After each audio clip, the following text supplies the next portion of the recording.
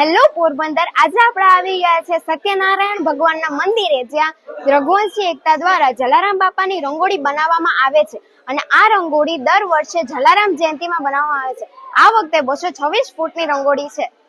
હું આજે અહીં રંગોળી કરાવી છું. અમે રઘુવંશી એકતા લેડી ટીમ દ્વારા અમે દર વર્ષે સત્યનારાયણ મંદિરે રંગોળી કરવા આવીએ છીએ. જલારામ બાપાની લગભગ 226મી જન્મ જયંતિ છે, પણ લગભગ હિતેશભાઈ ના માર્ગદર્શન નીચે અમે લગભગ 25 વર્ષથી આ રંગોળીનું આયોજન કરીએ છીએ. અને અમારી આખી ટીમના બહેનો મળી અને રંગોળી કરીએ છીએ. અને એમાં ડ્રો અમને પરિમલભાઈ સરસ રીતે કરી દે છે અને અમે બધા ભેગા મળીને કલર કરીએ છીએ. દર વર્ષે જલારામ બાપાની રંગોળી દર વર્ષે એટલી સારી ડ્રો કરો છો, તો એમાં કેટલી ધીરજની અને ડેડિકેશનની જરૂર હોય છે?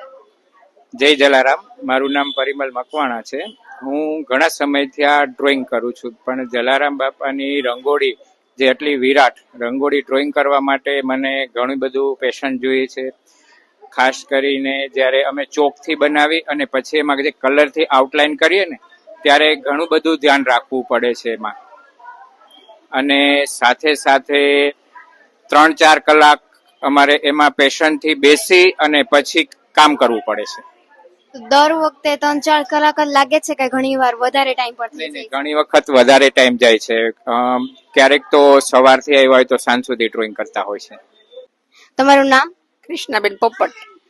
જલારામ બાપાની રંગોળી કરતા હતા અને કેટલો ઉત્સાહ હોય છે? અમને ખૂબ જ આનંદ અને ઉત્સાહ રહે છે ને એમ થાય કે દર વર્ષે જલારામ જયંતિ અમે દિવાળી તરીકે ઉજવીએ એવું લાગે છે. અમને ખૂબ ઉત્સાહ રહે છે. અમે હિતેશભાઈના માર્ગદર્શન અને ગીતાબેનના માર્ગદર્શન નીચે આ બધું કાર્ય કરીએ છીએ અને બધી બહેનો અમે સરસ કલર પૂરીએ છીએ. તમારું નામ? ભાવનાબેન તના. આટલી રંગોળી કરી છે જલારામ બાપાની, એમાં એકની જ મહેનત હોય છે કે બધાની ઇક્વલ મહેનત હોય? અરે એકદમ બધાની, જેટલા લોકો અહીંયા બેઠા છે ને બધા આમ હરખ હરખથી આવે કે અમે જલ્દી રંગોળીના કલર પૂરીએ. અને એટલા સરસ બધા એવા કલર પૂરે કે એકબીજાનો આનંદ જોઈને ને બધાને હરખ થઈ જાય છે.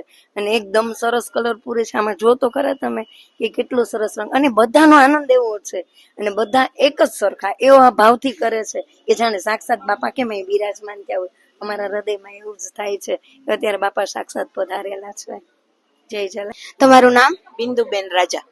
અને આ જલારામ બાપાની એટલી મોટી મૂર્તિ કરી છે, તો એમાં કેટલા કિલો કલરનો જરૂરત પડી? આશરે 140 કિલો જેટલો કલર જોઈ જાય છે. અને બધા મળીને અમે આ રંગોળી આટલા વર્ષ ત્યાં કરીએ છીએ અને અમને બહુ આનંદ આવે છે. અમે આ દિવસની રાહ જોઈને બેઠા હોઈએ છીએ કે ક્યારે બાપાની અમે રંગોળી કરવાનો મોકો મળે. અમને જલારામ બાપાની બહુ કૃપા કે અમને આવી સેવાનો લાભ મળ્યો છે.